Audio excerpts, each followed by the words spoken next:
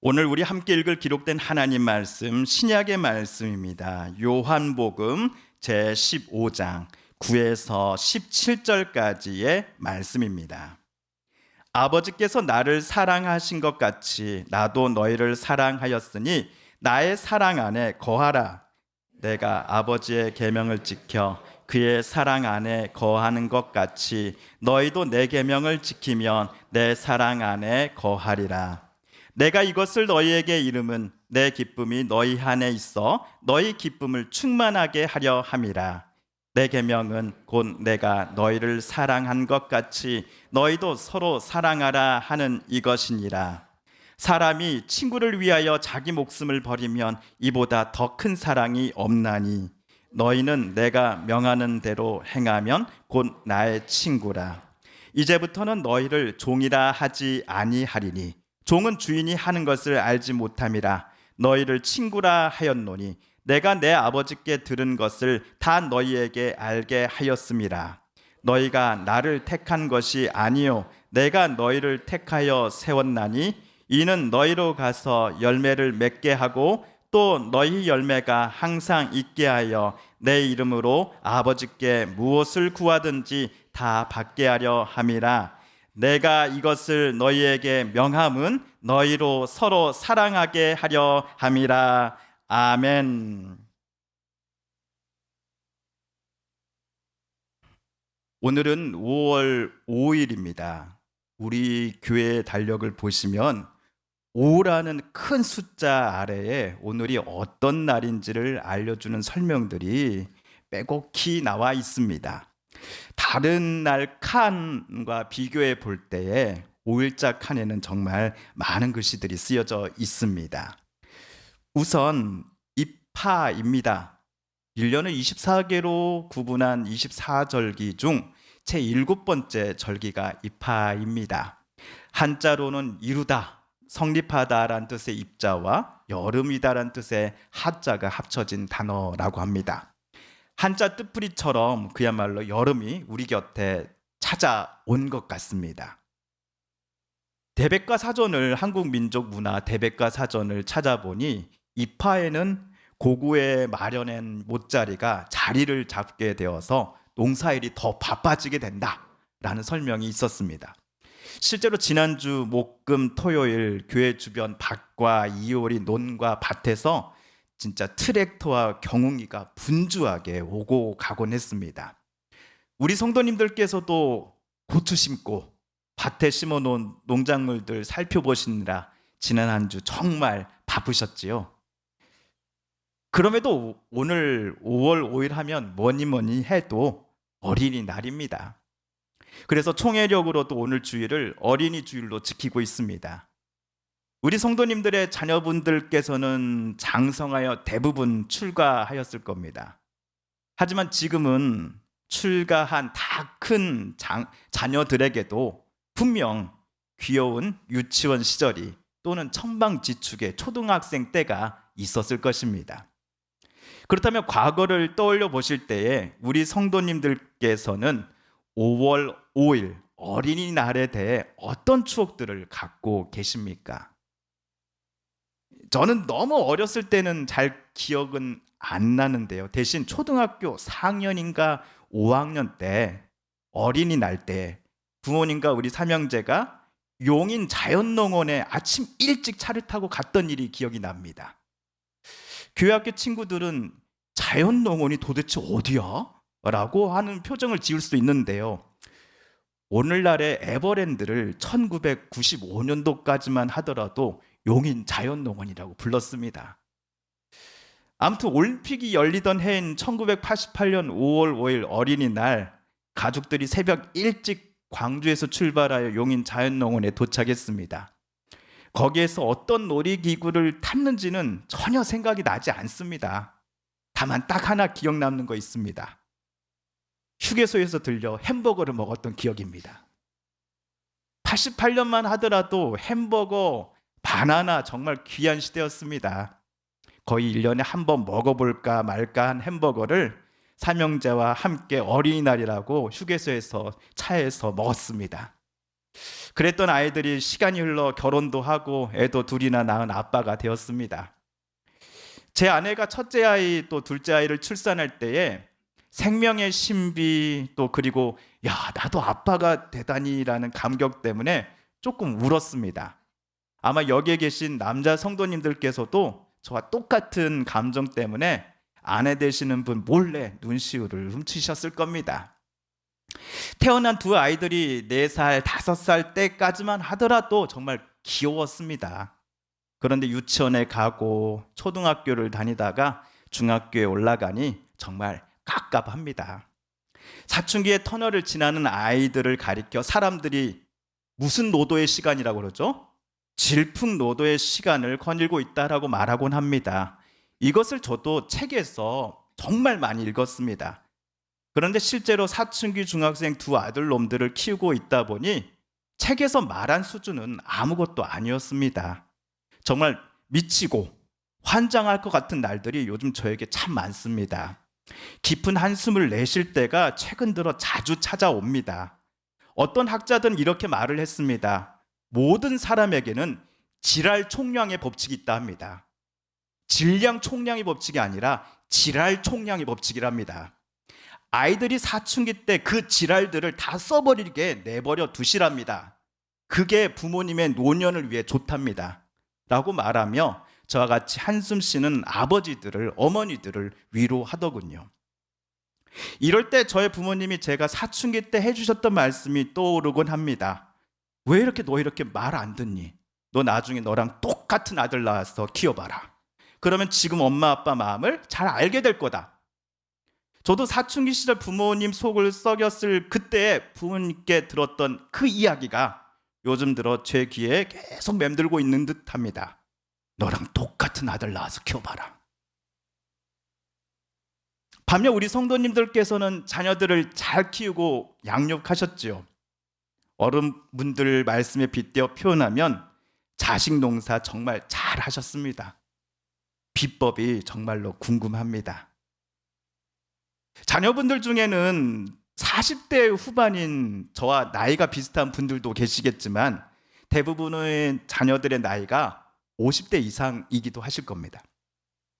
그렇다면 우리 성도님들께서 아버지 어머니가 되셔서 자녀들을 키우셨을 때는 우리나라 경제 상황이라든지 사회복지 여건 등이 제가 자랐을 때보다 훨씬 더 안 좋았을 때였을 것입니다.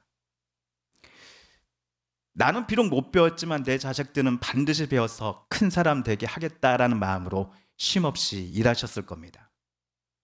자녀들에게는 절대로 가난을 물려주지 않기 위해서 수십 년 동안 위험한 일, 힘든 일도 마다하지 않으셨을 겁니다. 지금도 우리 성도님들은 60, 70이 다 되셔도 일하십니다. 밤낮이 바꿔가면서도 요양원에 입원하신 분들을 돌보시는 일, 빌딩 3, 4층 높이쯤 되는 사다리를 올라타고 나무를 손질하는 일, 수십 년간 바닷배를 타는 손님들을 맞이하고 또 대접했던 일들을 최근까지도 하시지 않습니까?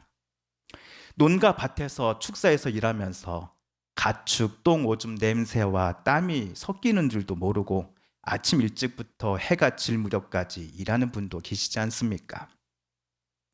몸이 아프기에 적절한 치료를 병원에서 받아야 함에도 제때 치료를 받지 못할 정도로 여기저기서 걸려오는 전화를 먼저 받아야만 하는 분들도 계십니다.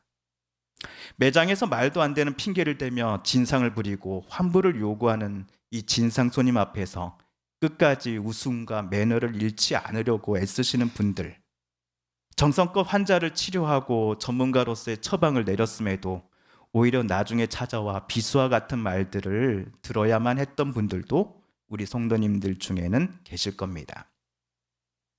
살면서 매 순간이 행복할 수만은 없습니다. 특히 일터에서는 더더욱 그러합니다.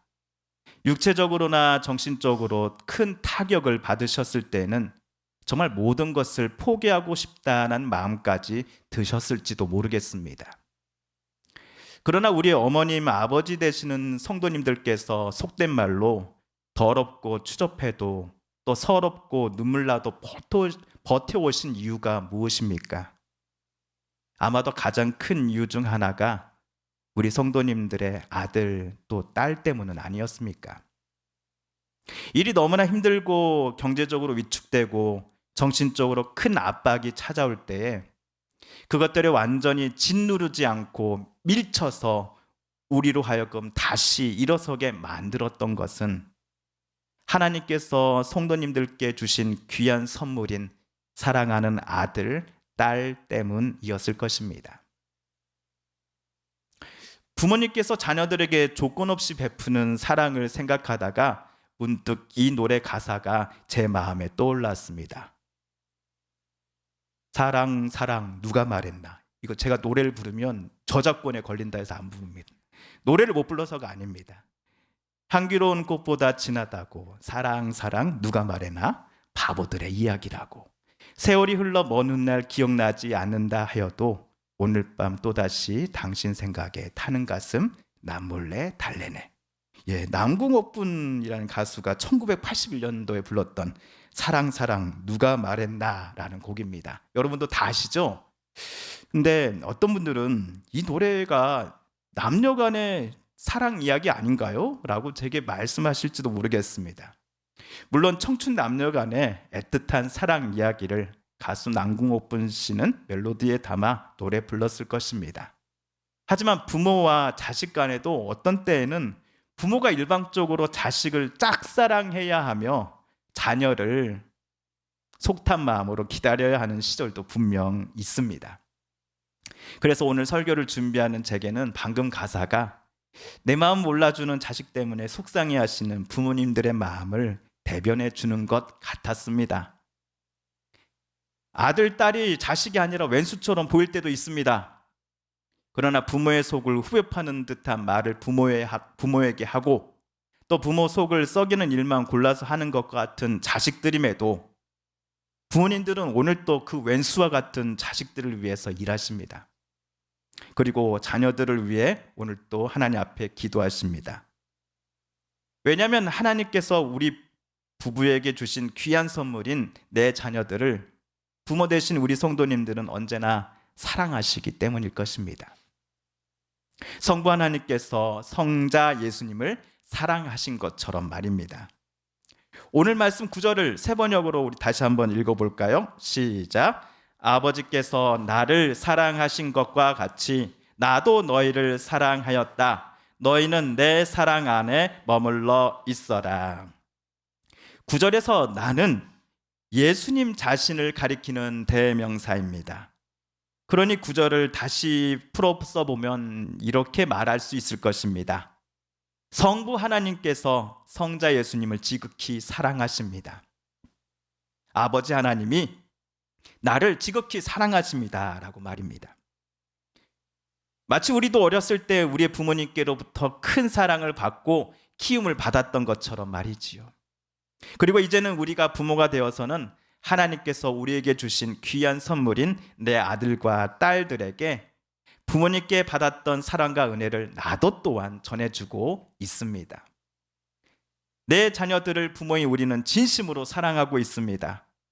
하나님의 아드님이신 성자 예수님께서 제자들을 지극히 사랑하신 것처럼 말입니다. 물론 우리가 자녀들을 향한 사랑을 표현하는 법이 본심과는 다르게 밖으로는 거칠게 나올 때도 있었음이 사실입니다. 속에도 없는 말이 자식과 이야기를 하다가 나도 모르게 감정을 주체하지 못하고 입 밖으로 나오기도 합니다. 그 이유 중 하나는 부모의 마음을 이해 못해주는 자식 녀석의 태도를 보고 있자니 너무나 속상해서였을 것입니다. 그러나 우리의 말 때문에 자녀도 상처를 받았습니다. 뒤늦게 후회해도 한번 뱉은 말을 다시 담을 수 없다는 것을 우리도 잘 압니다. 그래서 자식이 없을 때 가슴을 치고 탄식하셨을 겁니다. 그리고 하나님께 다시는 그런 말들을 부모인 내가 자식 앞에서 하지 않게 해달라고 기도하셨을 것입니다. 오늘 본문에서 예수님은 제자들에게 내가 너희를 사랑한 것 같이 여러분도 서로를 사랑하십시오라고 여러 번 반복해서 말씀하셨습니다. 12절에서 뭐뭐와 같이라는 표현을 여러분 잠시 주목해 주십시오. 내가 너희를 사랑한 것 같이 여러분도 다른 이들을 나처럼 사랑하십시오라고 12절의 예수님 말씀은 우리에게 들려옵니다. 예수님이 여러분을 사랑한 것 같이, 내가 여러분을 사랑한 것 같이. 먼저 예수님은 제자들을 위해 자기 생명을 아끼지 않으셨습니다. 13절을 읽어볼까요? 시작. 사람이 자기 친구를 위하여 자기 목숨을 내놓는 것보다 더 큰 사랑은 없다. 이는 십자가를 위해 십자가를 짊어지신 사건을 가리킬 것입니다.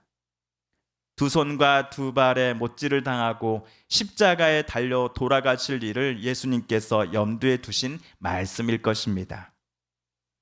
제자들에게 참 생명을 주기 위해, 제자들에게 영원히 목마르지 않고 허기지지 않는 영혼의 양식을 허락해 주시기 위해 하나님의 아드님이신 예수께서는 자기 목숨을 십자가 앞에 내려놓는 일을 주저하지 않으셨습니다.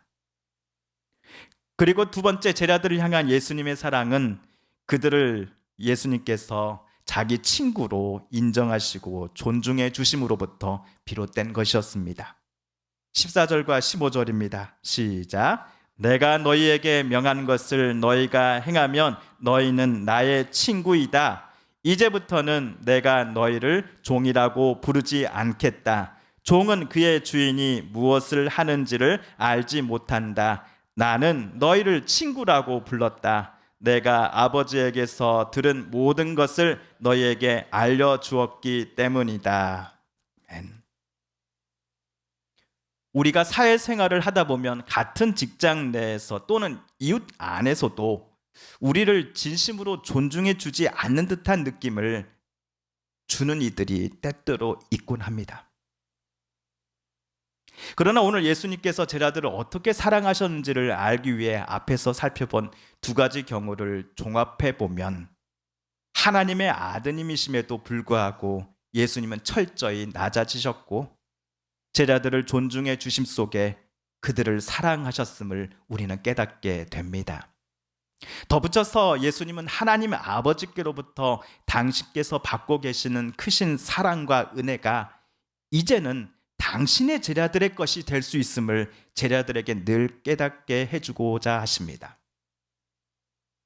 그러므로 예수님께서 제자들을 사랑하신 것처럼 우리도 서로를 사랑해야 할 것입니다. 특별히 가정의 달인 이 첫 5월 첫 번째 주일인 어린이 주일을 맞이하여 부모된 우리는 예수님께서 사랑의 본을 보여주셨던 것처럼 하나님께서 우리에게 맡겨주신 내 사랑하는 자녀들을 사랑할 것을 이 아침 저 여러분 함께 다짐해 보고 싶습니다.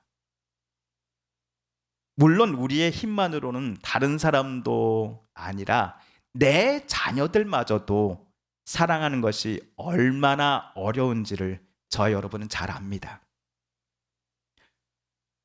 어거스틴은 이렇게 말을 했습니다. 사랑의 질서가 바르게 형성된 사람이 이웃을 아니면 가족을 사랑할 수 있는 이유는 그 사람에 대한 본인의 생각 때문이, 의지 때문이 아니라 오직 하나님을 향한 사랑 때문에 가능하다고 말했습니다. 맞습니다. 그리스도인은 자기 자신을 향한 하나님의 사랑을 알고 받아들일 때에 내 자존심 아니면 자녀를 향한 내 욕심들과 같은 모든 것들을 하나둘 포기하게 됩니다. 포기한 자리에는 하나님께서 주신 사랑과 은혜로 채워가게 될 것입니다. 그러므로 예수께서 철저히 자기를 낮추시고 제자들을 존귀 여기셨던 것처럼 부모인 우리들도 내 자녀들의 인격과 마음 그리고 뜻하는 바를 존중해 줘야 할 것입니다. 예수님께서 제자들을 위해 자기의 생명 바치기를 주저하지 않으셨기 때문입니다. 그렇다면 부모인 우리들도 여태까지 그러하셨던 것처럼 예수님께서 우리를 사랑하셨던 것처럼 앞으로도 하나님이 주신 사랑으로서 내 자녀들을 늘 보다듬고 저들의 든든한 방패요 인생의 든든한 친구가 되기로 어린이날 아침 저 여러분 함께 다짐해 보시지 않으시겠습니까? 우리 함께 기도하겠습니다.